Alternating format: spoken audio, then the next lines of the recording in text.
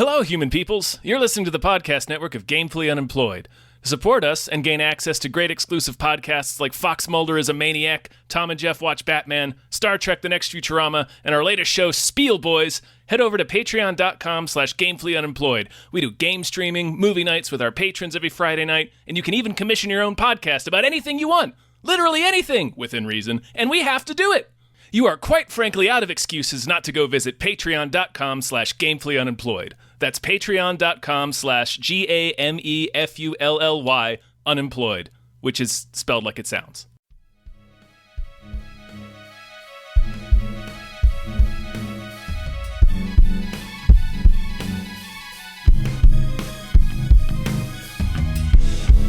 Hypecast mit Tom Reimann und David Bell.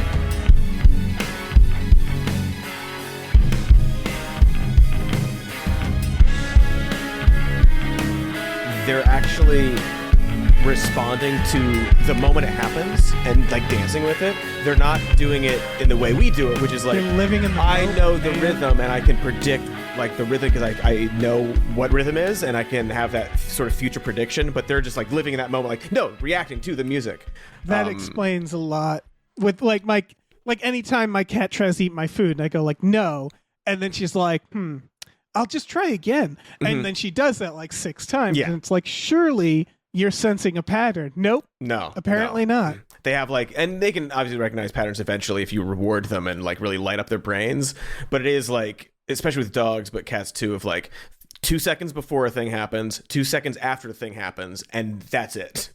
Like so basically, any cartoon band made up of animals is a lie. It's lies, complete lies. They do not have that skill or ability. Just like they don't have the brain capacity to have rhythm. Apparently, I learned something today. Yeah, I'm keeping all of this in the podcast. Oh, go for it. I hope I'm right. I hope I read that correctly and remembered it correctly. Oh, I love podcasting. You just say things. Well, now that I know what's going out into the world, like look this up, folks. I hope I'm, Yeah, that's fair. Also, hi, everybody. Welcome to a brand new episode of Hypecast, the show where we get hyped about stuff and things. I'm one of the co-hosts, David Bell. Hello, David Bell. Hi, Cody. I'm also here. I'm Cody Johnston, and that's the name of me. Yeah, that's your classic catchphrase. It's one of them. Cody, how are you? That's another one, too. I'm great. I'm doing good. How are you doing? I'm very sleep deprived. I'm loopy. I understand. So this will be a fun one, you know? Yeah. It's fun in quotes or like it's going to be fun? Oh, I don't know. I think it'll be fun. Legit Yeah, fun. Me too. Sleep deprivation has never been like for something like this. Where it's casual. Relaxed. We love movies. It's fine. Exactly. Thank you for being here. Thank you for being my guest co-host. Happy to. More than happy to. Love it. Yeah. Love this. Love you. Love everybody. Love it all. Do you at the start of this, you want to plug some stuff? Tell people where they can find you, what you got going on. Thank you. Anything for new? Allowing that. We just had our mutual friend Jason Pargin on, and we at the very end were like, "Oh, what's your book about?" But I do, yeah, man, it's hard. It's hard. Sometimes people like have things to plug this like general social media as opposed to like specifically you're here for like your book. Or you jump right into it at the beginning of the podcast. Exactly. Like I've been trying to do it at the top for this reason. We had him on. He just started talking about like news stuff that you wanted to talk about. Like, all right, let's go for it. Right. But for me, hello everybody listening out there in podcast world. My name's Cody. I host a show called Some More News. David Bell writes for it. He's the head writer of that show. It's an amazing show, very well written and acceptably hosted, and very well hosted. Oh, thank you so much. I also co-host a podcast called Even More News. It's a more casual look at the news of the week. And what else do I do? I'm in a band called The Hot Shapes. I might even have a band practice this evening. It's online. It's fine. We make do. It's fine. But band practice online is not great. I was about to say that sounds awful. Online practice sounds awful. It's not great. The syncing is, they're getting better at it. They've got elements in Zoom that you can turn on to make it a little better, but it's not the same. Obviously, music is a very personal, in the moment sort of thing, and we get by. Yeah. Any excuse to play music is fine. And that band is called The Hot Shapes. We have an album called Laverne out, available on SoundCloud and Bandcamp and so on and all the things. And my social media accounts are called Dr. Mr. Cody on X. And that's, I think, all my plugs to plug. That's good plugs. Thank It's you a so good much band. for your Everybody patience. check it out. Thank you. I like it. What's your favorite news? My favorite news. I mean, the Eric Adams news is pretty funny. Yeah. This is coming out tomorrow, so we're gonna be some fun quotes from there. Yeah. It doesn't have to be recent news, just news in general. What's your favorite news? My favorite news. You mean like favorite as in like best, or like favorite like, oh, this was like massive news? Whatever you want. 9/11. Ooh, that was like you enjoyed 9/11? No, okay. It was big news. That's true. If you had to make a big list of big news, top 10 news, that'd be top 10 news. I'm not saying favorite, not saying best, not saying most liked. I'm just saying that's the big fair. news. I was going to go with favorite. I was going to go with the discovery of dinosaurs. Ooh, I think that's my favorite news. That's such a good answer. Yeah, I mean, first of all, imagine digging one up and being like, "What the fuck is this, man?" And then the news being like, "I guess there were monsters." Yeah, we're a planet of monsters. Yeah. Then and now. Am I right, folks? Speaking of the news, no, that's a really good answer. That's such a Thank good. you. Yeah, that like changed so many people's perspectives, and 9/11's still good too. Well, it's like they're both on the same list. It's not good. The moon landing, maybe that's one of my favorite pieces of news, probably. Cool. Along the same lines that you're sort of getting to. It's like, no, like, I mean, like good news that like would have invigorated you had you been alive at the time, or like you'd be like, oh, my favorite day was like learning of this news. The moon landing, I think, is up there. Yeah. What I a think cool if you thing. Googled news, it would be like, moon landing, dinosaurs, 9/11. 9/11, Hitler's dead. Hitler. Yeah, a lot of tragedy on that list too, actually. Yeah, I mean, it's not great, Hiroshima probably up on that list. Yeah. News is generally, it's generally bad. That's why everybody's talking about it. But you know what isn't bad? Movies and movie news. Movie news is always good. And we're going to get into it, but first we have some patrons to thank. Some producers.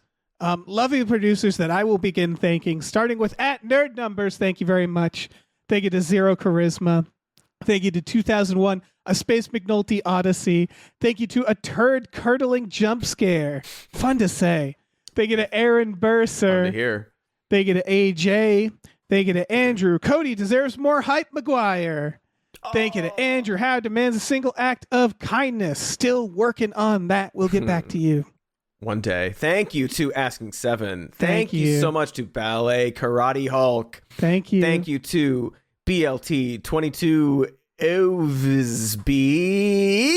There's exclamation no wrong point, way to so say it. I nailed it, I think. Thank you to Bootler Boodleson. Thank you. Thank you to Brian, who Tom knows. Thank you. Thank you to Brockway Loves the Meat Millie. Thank you. Thank you to Burrito Says Water, Gym, Sunscreen, Kung Fu, Ska, Self-Care.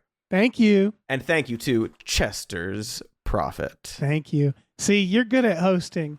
You're just Thank you. nailing those. You're nailing those. I've seen you say some words Ooh. like without even checking, and nailing them. That's wild. the news. You've also, I'm sure, seen me struggle and pause and go, wait a second, and then we have to look it up. Sure, but I mean, as someone I have zero reading comprehension. I was one of those kids that when they're like, it's your turn to read this part of the chapter, I was having a panic attack in class, Because you got to do it in real time. You got to look ahead a little bit. You got to, You got to research, yeah. Mhm. You got to Thunderbolts, asterisk.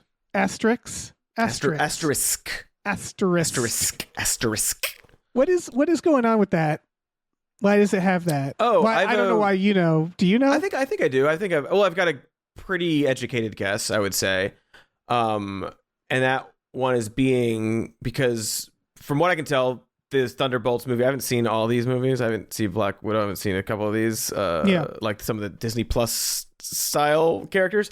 But it seems like they're all, this good bad sort of mix. Obviously, that's the premise of the thing. You're like not the villains, but you're like the helpful villains, and you're kind of good, but you got these, the Suicide Squads, all that kind of crap. No, is what you mean. Yeah. Well, so that's part of it, I think. But I think one aspect of the movie is that it's Julie Louis-Dreyfus's character in the MCU, who's in it now. She's somebody, right? She was in Black Widow. She showed up. Yes. There's too many of these fucking. They have so many side characters. Yeah, and they're all like all the government ones. I'm like, I don't know, it's some famous person in a suit. And Gary Shandling. Gary Shandling is he still involved? No, I can't imagine. What he got arrested. He was Hydra. He was Hydra. Yeah, he's secretly Hydra senator. That's right. But yeah, he no, we're not talking about Gary Shandling. The Thunderbolts. The premise is, I think, it's this Julie Louis-Dreyfus character who's like kind of like trying to be new Nick Fury, right? Yeah. And she's more like new Shandling. She's more exactly. She's a Shandling character, so she's trying to make the Avengers again, basically. Oh, and I think it's probably like a tongue-in-cheek joke of like, we're not the Avengers, we're the Thunderbolts, or we're this, or we're this. But like the running joke is like, we're technically the Avengers, right? Because I remember now the Captain America show, the Winter Soldier, Falcon, Winter Soldier. Yeah. Falcon and the Winter Soldier. Falcon and the Winter. Thank you. Yeah. That had her in it, and she was trying to. She had the Kmart Captain America, who's in this. Yes. And it's their Suicide Squad. That's basically what it is, really. Yeah. It's a Suicide Squad, but they're like, I think to them in the movie, it's presented as like, well, you're kind of like the Avengers, and they probably play with that because they hate the Avengers, they don't want to be the Avengers. So like the asterisk is like Thunderbolts. The Avengers, really, right? And they're basically taking a bunch of side characters that, it feels like there's so much drop off with Marvel movies, meaning that you're like, remember that little guy played by Patton Oswalt in the like Eternals? Oh my god, is he going to be a thing? Yeah, there's so many like Hercules was there at one point, and Thor, like what's. And this feels like it's taking a bunch of those threads and being like, let's give them a movie, pretty much, and keep it going. I gotta say, this looks good. And in fact, this upcoming year of Marvel might be the first time in a while that it's going to be like multiple movies that I like. Oh, yeah. That's the weird thing about this phase, I think, in this era of like MCU, I guess, is that they've been real stinkers for a while. And I think it's not speaking out of school to say that. Not at all. Yeah, the shows, the movies, like you mentioned, Patton Oswalt's little gremlin character, Deadpool, which... Deadpool 3 was them being like, all right, we're going to shake the extra sketch. This isn't working. Exactly. Yeah. And it's weirdly... I didn't like Deadpool, the movie. I didn't care for it. I didn't think it was very good. It might be... I might never watch it again, honestly, because it was like, whatever. I just didn't care about it. I didn't find it very funny or interesting, and it was like all over the place, kind of confusing, and didn't make sense and didn't need to exist. Whatever. We don't need to talk about Deadpool. I agree, but yeah. But I think that was very clearly like, all right, we know, folks. They literally say in the movie, they say we know it's not working. We know it's not working. And this movie and the Captain America one, they've been doing so much extra work on it. Like it's usually a bad sign when there's like months and months of reshoots for everything, but there have been so many and such recalibration that it seems like maybe they're actually a good idea in this case. Yeah, I think they're course correcting from that, although I mean they've had to do a lot of course correcting with the Jonathan Majors stuff, right? And like I will say that what bugged me about that Deadpool, him being like the multiverse is played out, we're not doing it anymore, or like they didn't say that, they just said it's played out. They're clearly going to keep still doing it. Yes. And I think I think they're testing the water. It actually reminds me of it. It feels like they're testing the waters again for like just doing gritty action, because like they did. Remember when that was a thing? Remember when like Yeah, like Winter what is it, Soldier. Yeah. Yeah, Winter Soldier. It was just like, we're just gonna do like Bourne style action, and they Spy keep thriller, talking about and they keep talking about how the new Captain America is like really grounded, which I would argue it's grounded for them, not like grounded. Yeah. Right. And the Red Hulk is there. You got Harrison Ford getting mad, turning big. But yeah.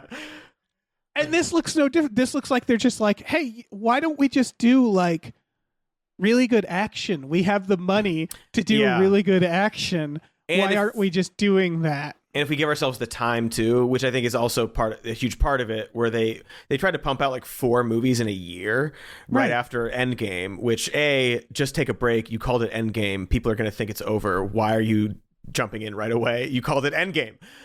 But cramming 4 movies and like 3 shows a year, it's going to make everything kind of crappy, and you're not going to be able to take the time. Like, no, we're going to do like an action thing. We're going to do a spy thriller thing. We're going to let people do movies a little closer. Like, I'm not praising Marvel, but like, you know, I think it's not just that, it's genre movies, meaning that like they were trying to be as broad, because like I think at some point they must have had a meeting to be like, what are these films again? Like, are they comedies? Are they action? Are they adventures? Let's pick something. And they're all kind of the same too. Yeah. Like they didn't used to be the same. You'd get like Guardians of the Galaxy, which is like swashbuckling space adventures, and then like Winter Soldier or something. And like those are 2 very distinct movies. Yeah.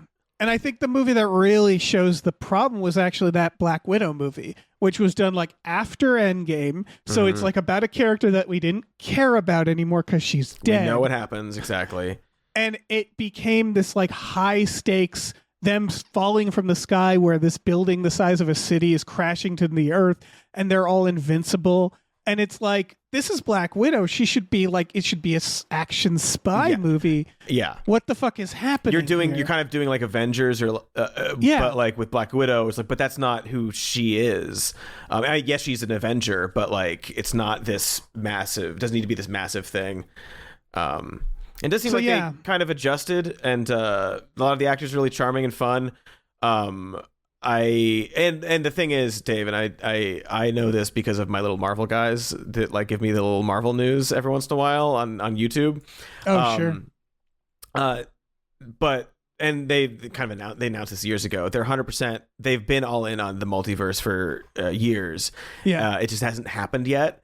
And so the Deadpool thing is like, we're acknowledging that it hasn't worked, but also we're doing it, and we have to. We've been planning on doing this for so long. We have to do it. We're doing it. And so like with Thunderbolts and like this new Captain America, it's kind of also creating these different factions, because it's all leading towards this like, the Avengers are fighting the Thunderbolts, which are and the Avengers are fighting X-Men, and the X-Men are fighting the Fantastic Four. It's all these factions of like super groups, so they can have a conflict and fight each other in one of the Avengers movies, and then in the big finale, when it's Secret Wars, is when they're going to be like, no, now we're like Tobey Maguire's fighting Tom Holland, and Hugh Jackman is there, and he's fighting Lou Ferrigno's here. Like, it's going to be everything. It's going to be a real test on like our ability to follow narrative, because I read somewhere recently that Captain America, I think in Infinity Wars, is only in like 6 minutes of that movie, and you realize, you realize like more and more they become, it's ensembles folding into ensembles, like you're saying, which is like, okay, they all got their own movies at first, and then they have the Avengers, and then the Guardians of the Galaxy meet the Avengers, and it's, instead of characters, we have clusters of people who represent like an idea. And so it's like, you know, ending of Endgame, where it's just like, let's get fucking everybody here. Do they need to have a lot of lines? No, you just give them 1 or 2 lines and everybody cheers because they're like, I know that person. Exactly. And like, if you do it right, you can do it. It's just weird. They pulled it off. It's one of those things where it's like, they pulled it off. Does that mean they need to keep pulling it off? Does it mean they need to like prove themselves over and over again? And like you're saying, expand to like, it's no longer the Iron Man movie and we focus on this guy for a couple movies, and then he joins the Avengers, and then it's this bigger thing. Now it is like the X-Men movie, and then the Fantastic Four movie, right? And then it's all of them, and like after this, are you gonna do like, it's this multiverse movie, and then it's this, like, right? It's gonna be I'm sure they have a plan, but it's gonna be a big ask and a big lift to bring everything back down to earth. Right, because after they forgot, and I know it obviously depends, but it feels like they forget about what it actually means to escalate a story. Like Civil War is still one of my favorite of their movies because it was an emotional stakes, Yes. right? And that's such a great way of doing it. And it helped that they established those characters. It wouldn't have worked if they didn't have those movies beforehand, because then it's this Captain America versus Iron Man movie. Yeah. But like it was actually crafted in a. And what was, again, this movie looks good, but what really excited me that it didn't end up being, and I was like, when I thought that's what it was, I was so excited. The beginning of this trailer is all of these characters that we sort of knew meeting together, like fighting each other in this compound, and then they get locked in, and they're like, who wants to kill us all? And I thought for a second this movie was going to entirely be like Dread. Incredible. And it was just going to be them trying to escape this one situation. And that would have been so fucking good. Yes. What a good idea. Yeah. For like a movie, but also for like a Marvel movie specifically. Like that's the kind of stuff they should be doing. Where it's not like, oh, the thing I know, yeah, and it builds to this, and then they punch the guy as like the city's falling or whatever. It's like, no, it's just these superheroes or whatever trying to get out of a situation. Right. Imagine a Captain America or something where it's just like one of the characters just trying to get out of a single situation in real time. Yeah. And that's how you could really honestly stretch a lot of these premises too, because it feels like every Marvel film, a bunch of things have to happen. Right. And it's like, but who says, like there's no reason again, that needs to happen. Yeah. Ultimately they're just action movies or like adventure movies. And you can do so many anywhere. things with that. You can do so many types of action, so many types of adventure. Do a bottle episode basically for your heroes. That's fine. It's one long TV show anyway. Yeah. Yeah. All right. We should probably move on. Yeah, we don't need to talk about the MCU's The Thunderbolts asterisk all episode. Speaking of cinematic universes, we now have Ballerina, a John Wick tale or whatever they called it. They really want us to know it's John Wick. From the world of John Wick, Ballerina, it looks like the title. Yeah. That the trailer does have John Wick in there. It's funny because John Wick presented a world where everybody's an assassin. There's all these factions. It's weird. It took them 4 movies to go like, we should probably spin that off. Yeah. That's actually easy to spin off. Yeah. This is Ana de Armas as the ballerina. I love we'll get into the movie part. The trailer, are we talking about the trailer where they're like, you know what song has the word ballerina in it? It's so funny. The trailer has Tiny Dancer in it. It's very silly. It is this like echo. It's like the reverb it's drenched in reverb. It's so dramatic. The first line you hear is ballerina. Ballerina. It's so like, funny. Isn't it like that? Feels like it's in the middle of a verse, and it's just like, right. Yep, it sure is. It sure did have the name of the movie in the song. They did say the name. It's so like you're editing the trailer and you just literally Google like songs with the word ballerina in them. Like that is what happened, I imagine. Yeah. It's very silly. Also, I like that this is stupid. On YouTube, the trailer, the official title for the trailer is From the World of John Wick, Ballerina, official trailer, Ana de Armas. Yep. And like 2 things. I've rarely have ever seen a trailer be like the name of the movie and an actor in the title of the trailer on YouTube. But also, is Ana de Armas like a huge draw? That you have to mention her, or what's going on there? This title definitely feels like some SEO shit. Like even these studios are like, we have to like make this title right, like the most outrageous trailer you've ever seen for John Wick. You'll never believe who's in this. Ana de Armas, I think she has some draw. She's sort of dropped off. Yeah, but like I've not seen her presented yet as like, oh my gosh. Like there's an era of like Will Smith is in a movie. That's going to be a successful movie. We have to put his name in it. Yeah. But I just don't get that vibe from her as, again, talented actress, but Maybe that's what they're trying. I don't know. Maybe. Yeah. It might be an SEO thing where Or it's like, are they scared people are going to think it's like another Keanu Reeves one? And they make Get Out before people get mad and like it's Ana de Armas's John Wick movie. I don't know. It's not important. I just like wanted to note it. I mean, it's really weird. You're right. This looks like a John Wick, which is to say that it looks. If you've seen a John Wick, it looks absolutely like. I assume it's the same people making it. I haven't actually looked into it, but it's clearly the same stunt team, and it's like her. Her killing someone with an ice skate, and I'm just like, yes, this is exactly. Yeah, exactly. A lot of knives, a lot of extra blades. That grenade shot is adorable, where she like shoves a grenade in the guy's mouth and puts a door between them, and he just pops. That's excellent. You got Angelica Houston, Gabriel Byrne. Yeah. It looks like Keanu Reeves is in it. Yeah, he shows up because she's like, it's another hilarious idea where she needs advice. She's like, any advice on getting revenge? And John Wick says, looks like you don't need advice. And that's the fucking exchange. Movies are back. What I will say that makes me like, I mean, I would say both happy and not.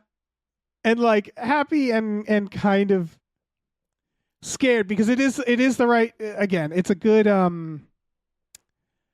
good stunt team, but the director is not of the other John Wicks. Yeah. It's the director of Underworld, which is a very boring movie if you watch it, but the action isn't that bad. So it's a different era too, they also did cinema, right? You're talking about Underworld, the yes, that schlock. Looking at this director because they also did Total Recall the remake, which again is like not great. Yeah. They did Live Free or Die Hard, which is the fourth Die Hard, which I would say has decent action. That's all to say that like they do seem like a director who's kind of their time, right? So maybe they'll just sort of do how movies are now, and it'll be fine. Yeah. Like I said, the cast, great cast. Trailer looks fine, except doesn't sound great at certain times when they play that fucking song.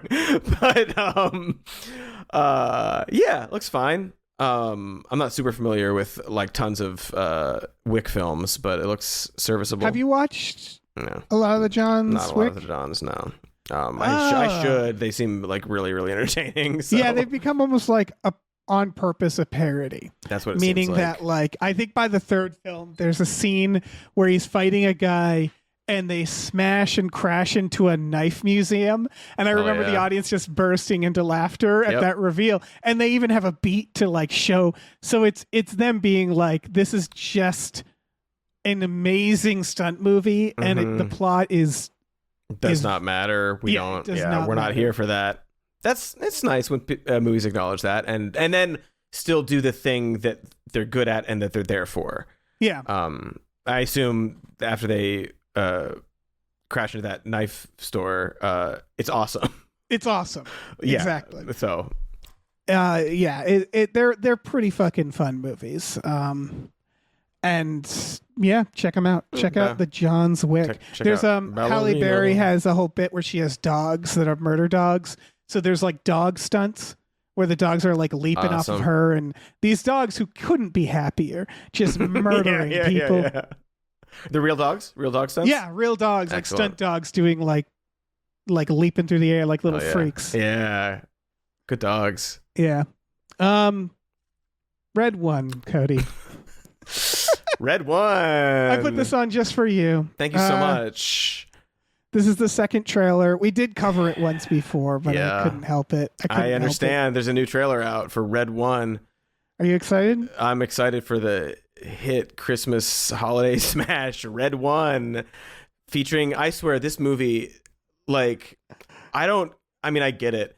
This, and I'll bring this up again as we talk about more of these films and trailers, because this movie is a professional studio film being released in theaters. It looks like a Netflix movie from 5 years ago. Yes. How did it accomplish that? Well, So this movie was in production hell. And I guess I can tell, man. Like, this looks yeah. like such garbage. Yeah, it's Apologies to anybody involved in this movie, but my God, this looks bad. what kind of fascinates me about this movie is that the people behind it have sort of a history in fun action and parody. One of the screenwriters did like Tokyo Drift and Hobbs and Shaw. And then the director is also the writer-director of Walk Hard. That blows my mind. I just don't see it. And I want to. Like, I would love for this to be a parody movie of the kind of movie that it unfortunately actually is. My theory, and I have nothing to back this up, is that the original script was a parody of these types of Netflix movies, and then they got The Rock involved, and he brought in his writers, and it became, no, let's make a legit family movie. Because, for people who don't know, it's about Chris Evans as like a scummy criminal type. The best tracker in the world. You know how that's a thing? Yeah. We got to get the best tracker. It's a line in the trailer. He's the best tracker in the world. What does that mean? What are you talking about?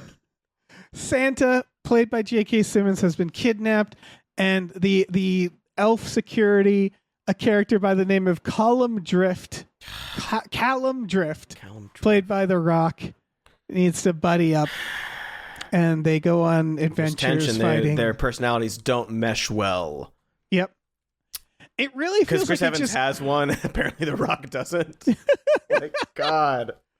It really feels like they weren't sure what kind of movie they were making, because there's lines where he goes like, "Let me get this straight. You mean Santa Claus has been kidnapped?" Which sounds like an SNL sketch. It does. It's like, yeah. And then we got snowmen. It's like, we got snowmen. I can't believe they said that. They're at the beach and there's snowmen throwing snow at them. And like, we got snowmen. I think what they're trying to do is Men in Black. Right? Yeah. A little bit. Which is the idea of, I'm going to bring you into this world. This whimsical that world. Is silly. Yeah. But we're taking it very seriously. Yeah. But I don't think that works because I don't think aliens aren't silly. The concept of aliens isn't silly. It's a probability of our existence. You know, whereas like Santa Claus, that's a silly lie we make up. It's a it's a fantasy that we made up.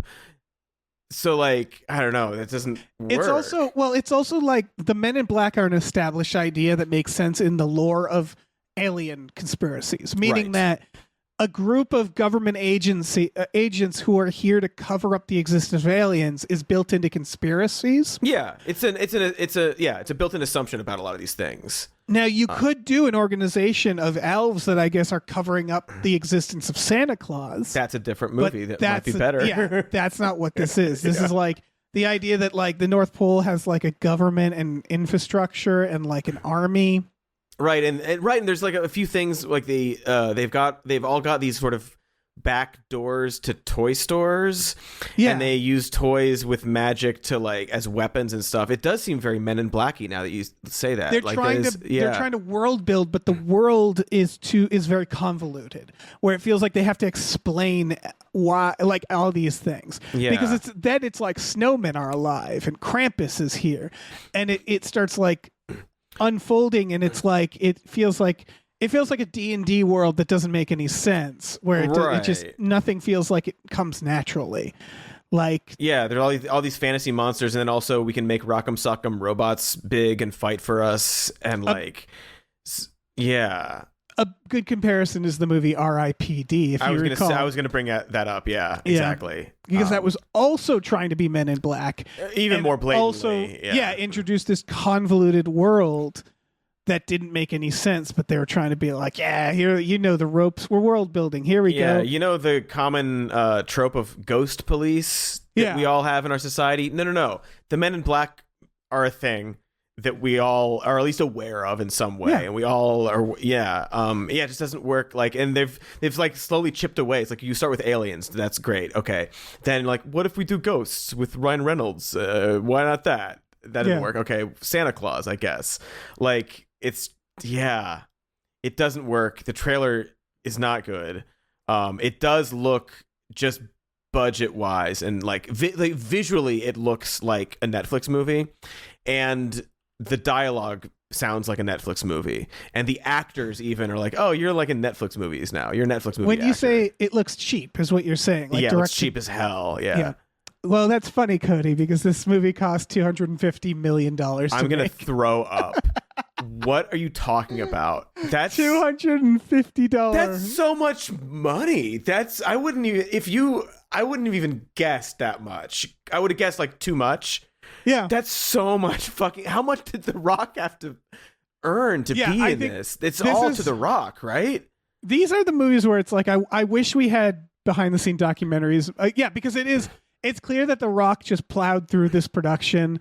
And there was a lot of stuff about him not showing up I've heard that, and causing all these problems. This feels like a Dr. Moreau, Island of Dr. Moreau situation, or where it's just there's got to be some sort of troubles behind the scenes for this one, because this is like a nightmare. This is one where like after this comes out, if it bombs, I think most of the artists involved, I think they can just wash their hands of it. Oh yeah, no, this movie. That's the frustrating thing about movies like this. It honestly kind of seems fake. Again, like the trailer, like it's got that Netflix gloss, that sheen over it. It's like this movie doesn't exist. You're making this up for a sketch or whatever. It looks like AI or something. Looks like an AI movie. And then the dialogue's like, that's AI lines. What, like, who wrote this? Who said this out loud? What is going on with this trailer? And so it doesn't seem like a real movie. So when it does bomb, like you're saying, like it's gonna be a blip. It's not gonna matter to these people. They probably still made money somehow with their little schemes. Some tax write-off or something. Exactly. Yeah. And then like The Rock will be in another piece of shit, and Chris Evans will be returning as Captain America in Secret Wars and make $100 million or whatever. Feels like a grift. It does feel like it's going to add up to something. Like one day, everybody who works at every studio will be handcuffed. The big reveal, exactly. Like we got you. We got you for longer than we thought we would. I can't believe you let us make this shit. Yeah. Red One really got away from them. Really got away from these They got studios. snowmen now. They got snowmen. God. Ooh. All right, palate cleanser. Yes. Sinners. This is movies are back. Movies are back. This is Ryan Coogler. Hell yeah. Cracked alumnus Ryan Coogler. Yeah. He held lights for like a sketch. That counts. That counts. I know. Listen, he owes us. He does. Crack. You owe us. Coogler, you owe us. Michael B. Jordan, this trailer fucking doesn't awesome. Yeah, this trailer is awesome. It doesn't show like shows much. The exact amount. It's the perfect trailer. It tells you everything you need to know. It shows the exact amount and it withholds the exact amount. Yes. It's just good. And it's a horror film. I think it's a vampire film, but I don't know for sure. I could see that. Vampire, undead, demon, something. The way there's like one shot of them, of this like crowd of like figures like shuffling about outside while I assume the main cast is inside preparing, and it's very like undead vampire something. There's blood magic. I don't know. It's very unclear. What really stands out to me is that it's also listed as a drama and a thriller, and I think it is going to be sort of like multi-genre, but it's really nice to see. And this is kind of a thing that's been happening recently, and it happened more in the 70s with horror, and I would say a little bit in the 80s and 90s, but less so, where horror movies were sort of just presented like movies. Mm-hmm. And it's hard to describe, where it's just the filmmaking scene in this trailer feels like it could just be a drama in any given shot. or a thriller. Yes. It's not trying to do like a bunch of jump scares in the trailer. It seems like it's just sort of framed like I don't know. Again, it's hard to describe where it's like during the the 2000s and some of the 90s, you'd know it's a horror movie because they'd like tint it green and everything would feel everything. Or would yeah, be they put jump scares in the exaggerated trailer, make it clear, very very clear that like it's a horror time. or every moment in the movie would be a jump scare. Like any opportunity they could cram one in, any sound cue, and it's way creepier if the movie feels grounded. It's just a movie. Yeah. Yeah. That's why, like, when I mean, I didn't watch the trailer until preparing for this, and I'd seen just a few screen grabs from the trailer, like, oh, new Michael B. Jordan Coogler movie out, and some shots. It's like, that looks beautiful. What a good shot, but no inkling of it being a horror thing. I was surprised. By like even your note is what I first read. It was like, vampire movie. What? I need to watch this trailer. And it's just presented like, no, it's just a competent, very talented filmmaker making scenes with tension. That's all you get from the trailers. Like there's tension and suspense for some reason. And that's kind of all you get in terms of like the premise and the plot. Yes. And tying into all that, it reminds me of like when horror movies used to be directed by directors who didn't just do horror. Like Ryan Coogler did Creed, he did Black Panther, and it reminds me of like Richard Donner doing The Omen, or like I don't know, even more recently Scorsese doing Shutter Island, where it's like some of the best horror movies are the ones that are just done by very good directors who are like, I should do a horror film. Zemeckis doing What Lies Beneath.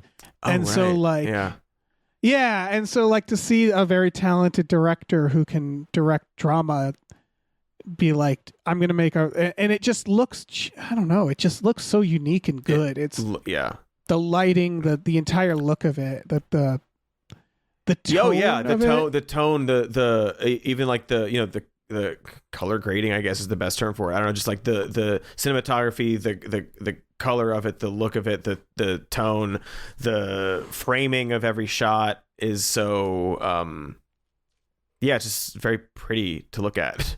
And it looks like, and then of course seeing like really good actors on top of that. The shot of them like watching something burn and then they suddenly look up and it cuts and you're like, what are they looking up at? What just flew up in the air? Shit like that, where it's like, it just looks like such well-crafted horror. Yes, very compelling, draws you in, and like you're just like you get a sense of suspense from the trailer. But like you're saying, like I guess your guess is vampires. It could be anything, like the horror, the monster or whatever it is could be anything, and it still looks like it works. Yeah, it's the kind of movie that it's like, oh yeah, I hope people see this in the theaters. It like this is a movie theaters are back sort of draw. Yes, one hopes, because it just looks so. Yeah, I'm very excited for this. Yeah, me too. Well, the next one is a TV show. Disclaimer also has an asterisk. I was just hoping it would, like, if you followed both of them, they'd both be connected to Thunderbolts. That'd be somehow. Nice. Yeah. Kate Blanchett she's like, because did you see Tar? I didn't see Tar, no. Tar's very good, and it feels like similar idea, which she seems obsessed with this idea of people getting canceled, because this is a TV show. It's got Kevin Kline in this. I was so happy to see his face pop up. I was like, I love him. Where have you been, man? Where have you been? He's been in Bob's Burgers, killing it. Yes. But that's like a day's work for an entire year. He's great. I rewatched Fierce Creatures recently. That one where it's like it's not even a fish called Wanda. It's like the second one. It's still great. He's still amazing in that. I forgot about that. He's so good in that. He is. Oh God, he's so good in that. What a talented actor. I'm happy to see him again. This is Alfonso Cuarón, who did Gravity and everything, Roma, and so this is what I wanted to bring up again. This TV show on Apple Plus streaming looks 1,000,000 times better, maybe even 250 million times better than Red One looks. And one 100%. Of them's a streaming television show, and one of them's a theatrical release starring The Rock. The contrast is so stark. I am blown away. I still can't stop thinking about Red One. What makes it even more like this when the trailer says a 7-part event or something, and I was like, first of all, just call it a miniseries. Yeah, I know, we have a word for that. But then second of all, it does feel like it was like, in a different world, you'd make like 2 movies. You'd make exactly. or like one long epic movie or something. Or just a movie. It's just a movie. It looks like it's crafted like a movie. It looks like a movie. It feels like a movie. All these talented actors being in a movie. And I bet it didn't cost $250 million. Yeah, this is where all this stuff keeps going. This is why you see all these talented actors do TV, because they're like, that's where you can tell character stories now. Yeah, exactly. Yeah. It's apparently about a journalist who's like known for exposing people getting exposed herself. Which is, again, when I say it's about canceling, I don't actually mean like the cancel culture. Right. Like Tar is very much also about the idea of cancel culture from a more serious perspective, like a more nuanced perspective. Yeah. And that's as much as I know. They make it seem like it's fucking Lord of the Rings. Like this trailer is like, again, a 7-part event. Right. Where it's like, that sounds like something you'd say about like a thing about the Titanic or something. Yeah. No, just an author and or a journalist with her little secret. Yep. But the epic tale of her little secret. Yeah. It's all over the place. It looks very it's good. It looks interesting. Borat's there. Oh yeah, Borat is there. Yeah. Yeah. Reminding everybody he can do that. Yeah. Speaking of the MCU, Borat's going to be the MCU soon. Wait, what? He's going to be in the MCU soon. Borat is? Yeah, I think he plays Mephisto. Oh, good. Yeah. I've been wanting to see that character. I know. You talk about him all the time. Yeah. I have nothing more to say about this if we want to keep the Cate Blanchett train going. Let's do it. All right. Did I tell you about this next trailer? No. Okay, because this is one of the most exciting. So we covered the teaser for this. Yes. This is Rumors. We covered the teaser, which is even more fun if you watch the teaser. Mm-hmm. This is Cody Shirley. I know I was ranting to someone about Guy Madden's films. I don't know if it was you. I don't think so. He made a movie. So we had a patron who, shout out to that patron. I wish I remembered your name right now, but I don't. Who had me and Tom watch several of Guy Madden's films. Guy Madden is one of the people who's made this. He made a film called My Winnipeg, which is a documentary in big quotes about Winnipeg. And it's mostly like this black and white thing of this guy like narrating all this like lore around Winnipeg. And it gets really batshit. Okay. And you realize like it's kind of a joke. He also did a movie called The Forbidden Room, which was basically like an artsy looking I Think You Should Leave sketch. Okay. And so like you watch his movies and they look artsy. Mm-hmm. And then you're watching them and you're like, oh, this is just humor. And not just humor, but really dumb humor. Yeah. And like really good dumb humor. That is exactly the type of movie and show I've been wanting for decades. I feel like you would really like Guy Madden's work. It's the kind of seriously, amazingly perfectly made, beautiful art movie, but it's dumb as hell. Yes. Thank God. Yeah. Okay. I love it's this. Still man. a little art house. It's definitely very art house too. It's like mixed medium and stuff like that, and like, but it's real silly bullshit. I love it. It's the kind of silly bullshit where again, when you first watch it, you think you're watching art house, and then it has to like slowly dawn on you that you're like, wait, I think he's joking. Oh, okay, he's definitely joking. This is a joke. It's like a Kids in the Hall sketch. Yes. And so like as a full movie, that is something where it's like you can kind of watch it in batches for that reason. But he's Canadian. I think he's Canadian. He's a pretty I think Canadian. So. On his IMDb, they heavily try to feature is it with the the Canadian characters that Rick Moranis did? Oh, Strange Brew. Yes. They really are pushing Strange Brew on his IMDb, and I still can't figure out why. I don't know. I mean, it's all around that, which is all to say that this feels like the first time he's not on the fringes. And it's not, it's Evan Johnson and Guy Madden and Galen Johnson are all the people behind it who are also worked on like the Forbidden Room. Mm-hmm. And so it at the beginning it says from fucking Hereditary there. God damn it. It's Ari Aster. It like begins this trailer like from Ari Aster and tries to make it look like a horror movie, and I thought that was adorable because I was like, this is not going to be a horror movie. I assure people. I think this is one of those films where they're like, how do we sell this movie? Mm-hmm. And it's very silly and it's very weird. It's hard to describe or comprehend because movies aren't like this. Yeah. There's zombies and there's a giant brain in the woods. The giant brain in the woods. Yeah. Love it. It seems to be like it's about like these like world leaders, like a summit type of meeting, and they just go on a fucked up adventure in the woods.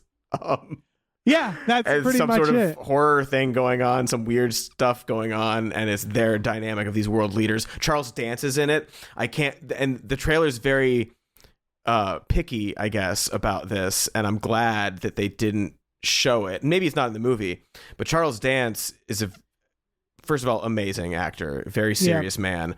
But he's the exact actor you want when doing something that is silly and the words you're saying are silly, but you are all in. You're 100% being an actor right now. But they didn't show any of that in the trailer. Yeah, but like you can tell. He's not silly in the trailer. He's just Charles Dance, and I can't wait to see what that is like. There's little details. He's wearing an American flag bib when he's eating. Yes. So I'm pretty sure he represents like England or something like that. But there's, I think the thing that's hard to sell is there are lines in this trailer that feel almost like Red One. They seem like stupid lines, but you know they're intentionally dumb. Like there's a part they're digging up a body and they're like, it looks like his penis has been like severed and they've been choked with. And Charles Dance goes, oh, looks like a man to me, or something like that. Yeah. Where he's like impressed by the dick. It's lines like that where it's like, this is gonna, again, I think You Should Leave is a good or Stella even, where it's like it's intentionally like these schlocky lines, but it's dramatic, tonally, but and so it's gonna be it's gonna be like these amazing actors doing very dumb comedy, and that makes me so happy. I'm so fucking excited for this. Very excited for it. I hope it pulls it off. I know it'll pull it off. I just don't know if people will like it. Yeah, is my thought. It looks so unique and fun, and silly, and I can't wait. It's coming out next month, October 18th. It looks real good. Yeah, so fucking excited. Yeah. Final trailer, Mr. Crockett. This is like a Hulu horror. Huluween. Huluween original. A Huluween scare original. This is what they're doing right now is like a lot of streaming services are buying up a bunch of like indie horror that they can do like a lineup on Halloween and saying it's an original. Yeah. It's a Mr. Rogers type is coming alive and killing parents. Yeah. It's fine. I don't know. There's not a whole lot in the trailer. The premise wise, I was like you said, I think in the doc, like it's like, I don't know, like gritty Goosebumps kind of situation. It seems like Goosebumps, but a little more gory, probably more R-rated. I feel like the well of like happy Mr. Rogers type or kids show character being like evil is kind of been dried out a bit. Like I don't need this. What if a kid's character is evil is a pretty common. It's been pretty run through. Yeah. This kind of lives and dies by the guy playing Mr. Crockett. And I will say the guy playing Mr. Crockett is doing a great job, at least in this trailer. Right. Where I'm like, it doesn't seem like it's going for like we're going to truly be scary.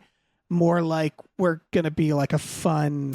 It's fun. There's a little unsettling Slasher. at times, but like, yeah, it doesn't seem bad by any means. It's just watching it, I was like, oh, I don't need this. I don't need this premise. But it might be good and fine. I do have an issue with the trailer, which is the tagline being used. So this is about like a Mr. Rogers type, right? Yeah. And like a kids show sort of host, and the line they put in the trailer to like in this and then they finish the line is, "You've never had a friend like him? That's the genie from Aladdin." That's not You're right. a kids show You've character never had host. a neighbor like him. A neighbor like him. I don't or know. Like you've got a friend, but no, that's fucking Toy Story. I think you have to do a neighbor Beautiful thing Day or in the something. Neighborhood, Won't you? right? A beautiful, A terrible day day in the neighborhood. Kilburhood. I don't know, man. Won't you Spitballing. be my murder victim or what? Yeah, like something. But like, you never had a friend like me. That's the genie from Aladdin. That's not the same anything.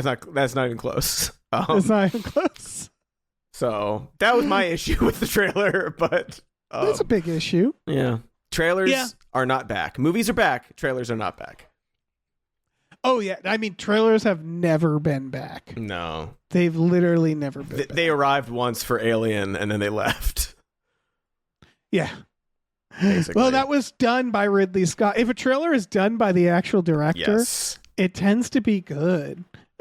Because, they give a shit Yeah. about the exactly. movie. Yeah, they want their movie to be presented the way they want it to. Yeah. But yeah, I mean, this feels like one where I'm like, oh, I know why this got made. This is Yes. an easy script to sell. Totally. Yeah. And it's probably a lot of fun. And I'm definitely going to watch it because I watch horror movies. But Yeah. Tis the season. yeah, and this looks like it's a little better than like that movie Megan was really frustrating because that was one where it was like, okay, they're selling a thing, they got a bit, but they didn't like make it R-rated, so there's like nothing there. Yeah. This feels like it's at least going to be like bloody, like a Friday the 13th. That's what they're going for here, which Right. is like, let's have fun.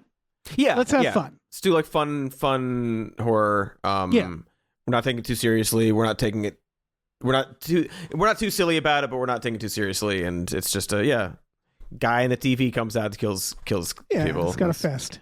Yeah. Well, let's thank some more producers and talk about news stories then. In that exact order. Yes. Let's thank Christopher Robert Sparts, Esquire. Thank you. Thank you to Dan Hackroyd. Thank you. Thank you to David Ruff. Thank you, Dave. Thank you to David Knife Boot Henson. Boot. Thank you to Deborah is awesome. Barbara is great, and cancer can go to hell. Thank you to Dracula, the bus driving vampire. Thank you. Thank you to Driftless Lord of the Wasteland. Wants you to just walk away. Thank you so much. Thank you to Pumpkin Spice. Thank you, Pumpkin Ed Spice. Nog. Thank you. Thank you to Exploding Runes. Thank you to Funky J Mostly Comes Out at Night, Mostly. And thank you to Heathcliff's Helping Handfuls. Got to get that ham. Thank you, Heathcliff's Helping Handfuls. And thank you to Highlander likes the way Tom says pretty sweet. Thank We you. all like the way Tom says anything. Thank you to Ombre. Thank you. Thank you to Impossible Worlds. We have your Swaim and we'll release him for the cost of your subscription. Mwahaha. Thank you. Thank you, Lieutenant Frank Drebin, Police Squad. Mm-mm. Thank you to Look Ma, I'm on a podcast. Thank you. Thank you, Mackenzie. Fuck shuffling with Willem Dafoe's confusingly large dick. Chill. Thank you. Thank you, Mercurial Oz. Thank you. And thank you to Mike the Lurker. Thank you. And thank you to Mongolian Throat Skanking. Thank you. And thank you to musical guest Rob Ritchie. Thank you. All right. News stories. Ooh. We'll bust through these pretty quick. I don't know. James Cameron has joined board of an AI company, which has bummed out a lot of people. His reasoning it makes sense in the sense that he's like, listen, I was on the forefront of CGI, something that also cost a lot of jobs and was sort of seen as sort of a doomy thing. Of course, I would also do AI, but I don't know. I've yet to see AI impress me the way CGI did. Yeah, there's an element of like, I guess it's nice to have a person in that conversation who you trust a little bit. But like you said, like, yeah, people lost their jobs for the other thing.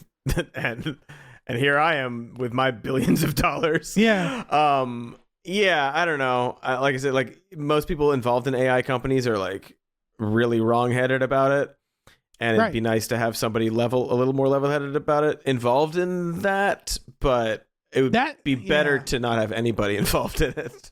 That would be good if James Cameron is like, I'm trying to direct it in the positive place. Exactly. But I feel like it's just going to be him.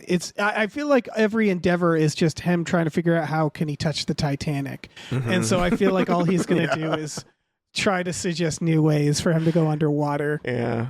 You're not wrong. You're not wrong about his final form. Yeah. Because the thing is that like, again, the term AI is also very loose now. Like generative fill on Photoshop, I think that's what it's called. Yeah, is I guess an AI, and that has been just an extremely nice tool. Like I've used it several times where I will highlight something and I'll go, "Can you remove the text from this picture?" And it'll go, "Sure, here."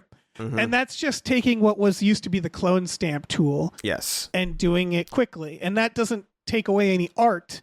Because the point is to just, do the tedious thing quickly. Yeah. So, like, there's a tool aspect, and I'm sure maybe he'll find ways to integrate it in ways that are more like that.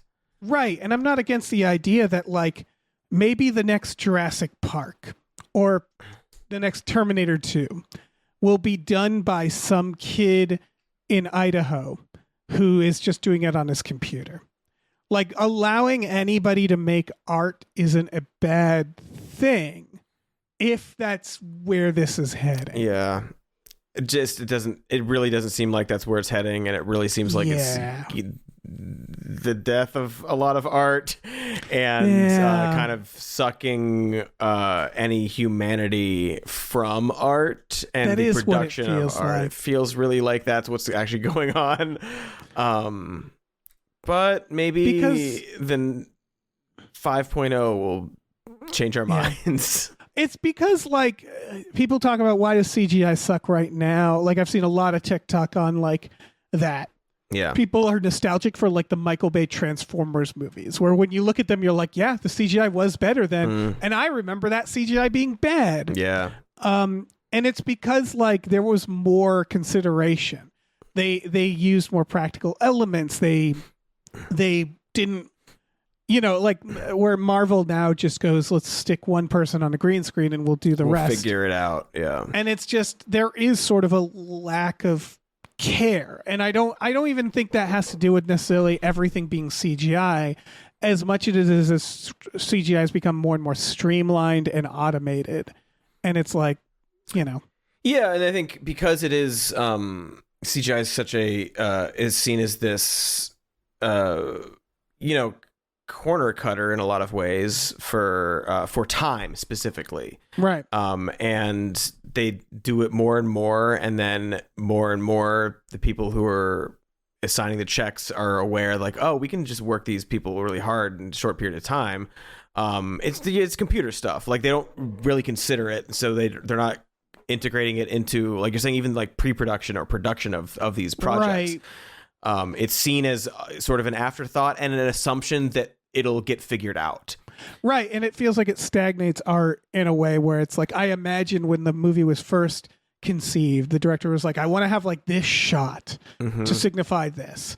And then the next step is some producer being like, we're actually cutting that character, so can you change this and that? And then as it gets degraded, where it's like, I'm sure by the end they're just like, we just need any shot of this.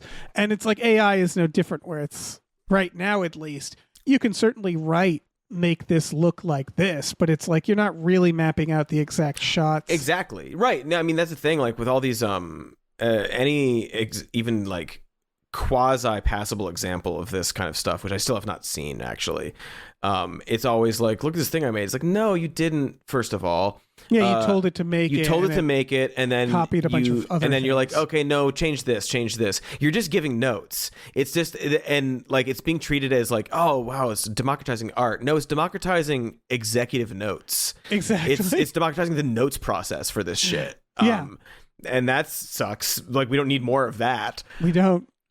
Yeah. And so like with James Cameron doing it, to me it's just like, oh, of course you can, because you are an artist with billions of dollars and you have experience being able to craft every shot and know exactly what you're doing and planning this sort of thing. I don't know exactly how he's doing Avatar. I don't know how much he's filling it afterwards, but like, yeah, man, you're the king of being able to do anything you want. That doesn't mean other people are going to be able to use the tool in the same way. I think the term is king of the world. I know. Cody. I know what the term is. No, it's also the Lucas effect where a lot of these older filmmakers are like, I paid my dues. What can I do in an air-conditioned room? Right. Yeah. And the thing is that doesn't necessarily mean they aren't still artistic. I mean, it varies. But like, I that's again why it's like, I don't really need James Cameron to spearhead this. I need the next new filmmakers to show me what it can do, because right now I just feel like there is nothing CGI has shown me that hasn't made me go, that has surprised me or made me impressed. The only thing I can say that AI has shown me is it could potentially open up doors for a new breed of surrealist art. Mm-hmm. That's it. Where I'm like, there's some really cool surrealist art getting made from AI. But not purpose? intentionally. No. Exactly. Yeah. That's the thing. Like even the cool little short snippets I see are like, oh wow, look at this machine fucking up. Yeah. You know, it's just like this, like machines having nightmares for you when you are telling them, no, make a dream, actually. Like, right. When I say surrealist art too, I mean like Banksy or like that pop art where it's like, I'm just going to take a bunch of cigarettes and put them in a trash bag in the middle of a room. Like, that's what I mean, where it's like, we made a computer do this thing. And that's art technically. And it's like, yeah, it is. I'd still rather look at a painting, but yeah, sure. Yeah, exactly. Right. I want to see what an artist has to say or do. Yeah. Right. That's the thing. And like, I've seen some like, wow, that really does represent what dreams look like. Things are going into other stuff and floating around and like different surfaces look like they shouldn't. It's like very weird to look at, but we need at least one example, like you're saying, of an artist who could take a camera or a paintbrush or whatever tool and make something that is artistic or from them. And I then do it with AI. And show what it is capable of, like, because everything we've seen so far is also tends to be from these like venture capitalist weirdos or like tech guys who are like, yeah, make a movie for me. Like, I've yet to see an artist who's like, no, I'm an artist and I love making art and I've trained for years and years and I can do it and look at my art. Who's also like, oh, AI can do this. That's neat. The closest. I think it's because ultimately, again, it's a tool. And so like, you don't really need this much money to back a tool. So ultimately what it is like where AI is going to help the industry and still kill jobs is they're going to be like, yeah, we used AI to like create a shot list based off this script or something like that. Or like, yeah, we used it to do this tedious task. And it's like, you're not going to be able to show people that and go like, ta-da, AI. It's not like CGI in that it's going to change the experience. Or it's going to be, we used AI to resurrect a dead actor. Yeah. Isn't this great? And everybody will go, no, we don't like it. It isn't. It's bad, actually. Yeah. Speaking of resurrecting, Passion of the Christ 2 to begin filming next year. Wow. Are you excited? I am aware of it. I have not seen the first one. I haven't seen the first one either. It's fucked up to say, as long as I don't pay for it, I'm more inclined to watch whatever this one's going to be now that both Jim Caviezel and Mel Gibson have just fallen into a pit. It's going to be a fascinating movie. It's apparently described as a non-linear narrative set, quote, in the past and in other realms. That's right. And that's kind of getting a little sci-fi out there. So I'm all in. Yeah. God brings Jesus back and he goes to space. Let's do it. All right. Let's fucking do it. Yeah, I do actually. I would have. I'll wait till maybe a little more information, maybe a trailer or something. But I'm interested in this particular Mel Gibson Jesus Christ film. Yes. Probably will never see the first one actually. No. But might see this sci-fi version of it. Yeah, I'm interested in this the same way I'm interested in like Megalopolis, where I'm like, I just want to see what that is going to be. Yeah, you want to see inside that person's brain. Yeah. You know? Again, don't want to pay for a new Passion of the Christ. Like, I don't want him to feel like he needs to make a third one.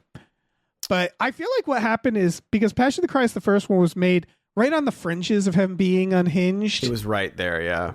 And it made a lot of money. And I think studios have been like, well, the rule dictates that we make another. Like the spreadsheet says, right, we make another. But like, can we really do that? And Mel Gibson's over on the side, just like, yeah, I'll totally make another. And they're like, he's saying he'll make another. Yeah, I'm ready. Yeah, they just waited until like, is it okay now? Spreadsheet, are we allowed to now? Right. Yeah. Seems like we shouldn't, but yeah, that's all there is to say about that. Yeah, no, it's funny. I can't believe they're doing it. Actually, the last again, I haven't seen the first one, and even ignoring the Mel Gibson of it all. I just still feel like, even if no, it was one and like, done. What are you doing? What? Yeah, even if it was just made by whoever, they're like, I'm not sure where we're going to go with this. What do you do now? What's funny is this article is theorizing that it's going to show Jesus's journey to hell, which I guess was a thing, and that's very funny to me because it means that the theme of these movies will always be watch Jesus suffer. Yeah, and that's something funny to me about that.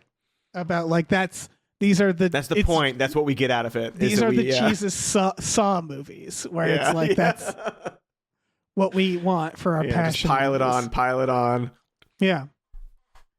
This last story, a Dante, I guess, from Clerks. He wasn't supposed to be there today. Right, exactly. Oh, he should keep saying that. he should say that the whole time. No, he was supposed to be here. Yeah. This next story is just about how cinemas are planning to do upgrades for $2.2 billion, which pinged me only because I'm like, the chairs are like couches now. But I saw that some food theaters, is meals. Yeah, like you got alcohol, you got everything. Yeah, it sounds like they're going to do more of that. Some theaters are adding pickleball courts, which I guess is a thing. Bars, restaurants. And I realize what it comes down to is that nobody has third spaces. So theaters are like, well, I guess we'll do it. Yeah. We'll be a mall. Right. Yeah. Come for the movie and stay for the mall. Yeah. Does seem like part of it, actually. That obviously desperate to get people back in the theaters. So their plan is pickleball courts and Red One. Yeah, see, there's the problem. Again, I sort of get it because like I can see theater chains looking at movies coming out and they're like, we better have like pickleball or something. We need a ball pit or something. Yeah, we gotta get something else for these. Yeah. But I think this is I did an interview recently where someone was asking me, what do you think theaters can do? And it's like, this is kind of all they can do. Yeah. And I think the kids will respond to having a place to be. Place to be. I mean, yeah, like the real, like, it's half and half. Make better movies. It would really help to make better movies. Super helpful, just like a note, put that on the spreadsheet, make better movies. Yeah. But the other part is, give people a place to go and to hang out and to talk about movies. And, I used to do this. The ArcLight. I used to go when I was working at Cracked. We'd go see a movie, but we'd get dinner, and then we'd go to the ArcLight, have drinks at the bar. Mm-hmm. You could bring your drinks in. The ArcLight also, and this is something theaters need to fucking take a note: 7 minutes of trailers, no movie or whatever, no slide. They just were like, we're gonna play some calming music, have like a nice screen with some like pretty shapes on it. We'll play 7 minutes of trailers that aren't blasting in your face, and then you'll watch the thing you're there to do. You're there. We're not going to do 6 advertisements for the building that you're already inside. God.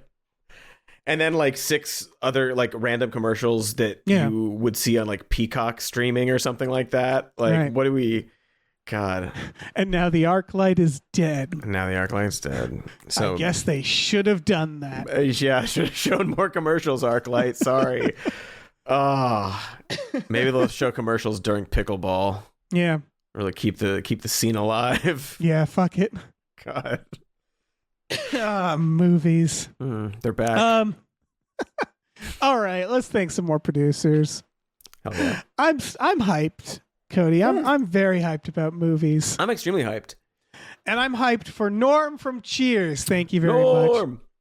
They get a numino ultramicroscopic Gulf volcano coniosis antitis establishmentarianism Jones. Thank you. Thank you. They get a pre-order Jason Pargin's new book so he can keep making big feats. It's out. You don't have to pre-order it. They get a Psychic Bigfoot. Thank you. They get a Rev MD. They get a Ricky Cilantro. Thank you. They get a Rosemary's Baby from Eraserhead. They get a Screaming Horse Pyramid. Thank you. They get a Steven. They get to the conveniently placed self-destruct button on the top of every baby's head. Yeah, thank you to the Midnight Spookum. What Spookums at midnight. Thank you. Thank you so much.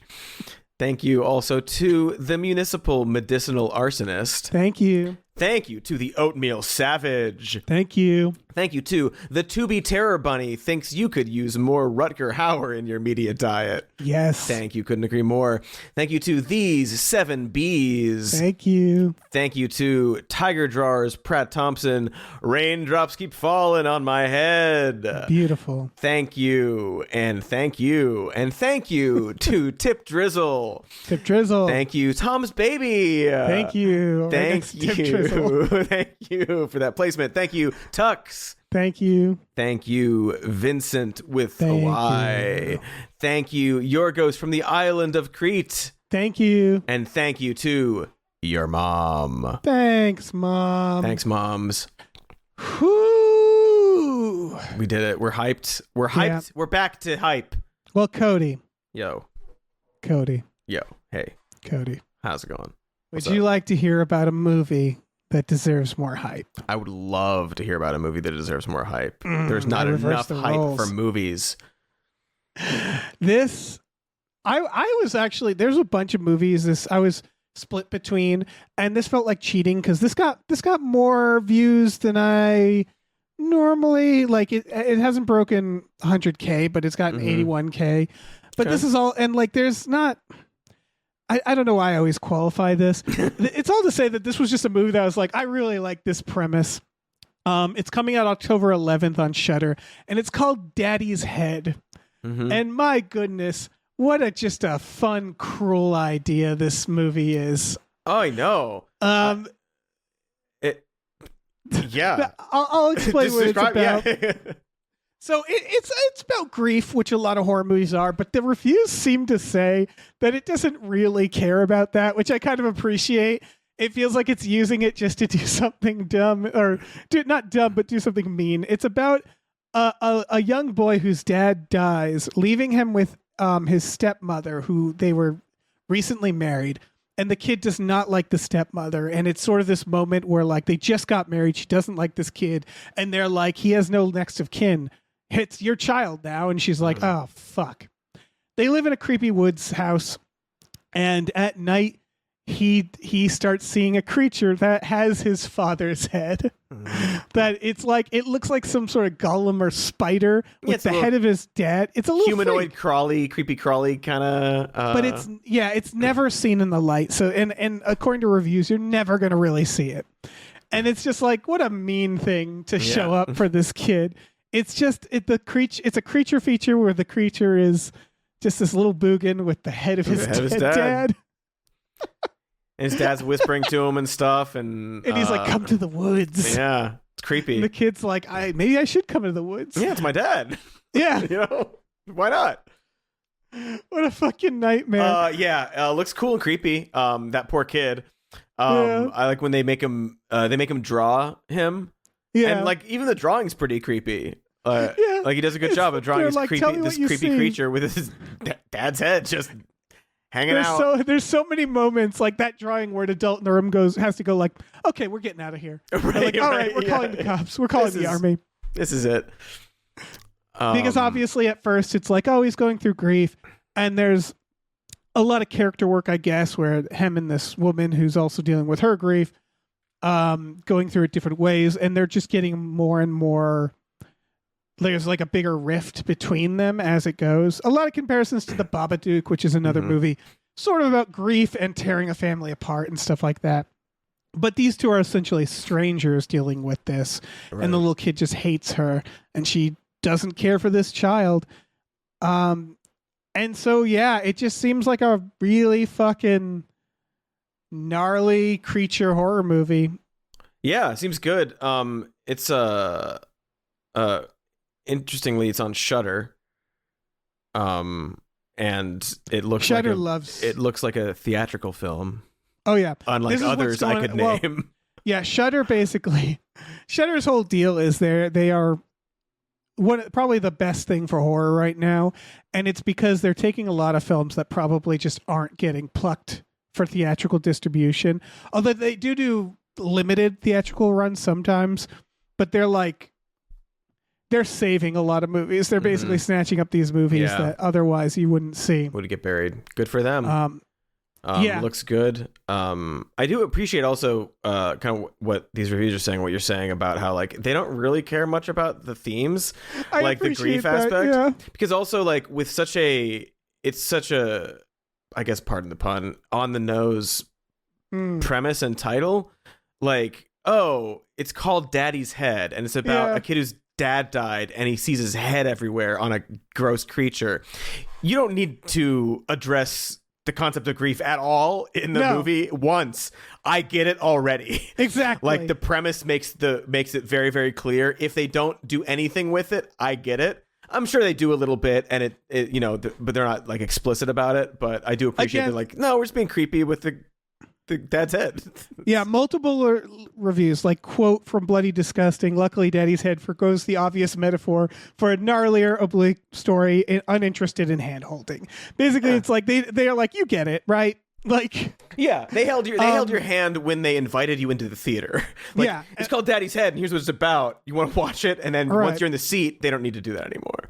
It also sounds like they're not going to explain what this little freak creature is that much, which I also appreciate. I like that too. Yeah. We don't need lore. We don't need answers for everything. Yeah. It's just, what are we going to do about this creature that has Daddy's head on it? It's a problem. That's a problem. That is a problem. I hope they deal with it. And it's also apparently really fucking freaky, as people are describing. There's a shot you can see of in the vent that looks really freaky, and like, I don't know, it just seems like a really solid oh yeah, the dad's head in the vent, creepy as hell. Yeah, that's the thing too, because like you just like the creepy, because you don't see the creature that much, or if at all. The creepy part is just this guy's face. Yeah, it's just that you're seeing his face. Yeah, this director has done like one other thing called Double Date before that was, I think, a little more comedic. This is less comedic, although I keep laughing because of how cruel it is. Because I'm just like, oh, what a terrible problem to have.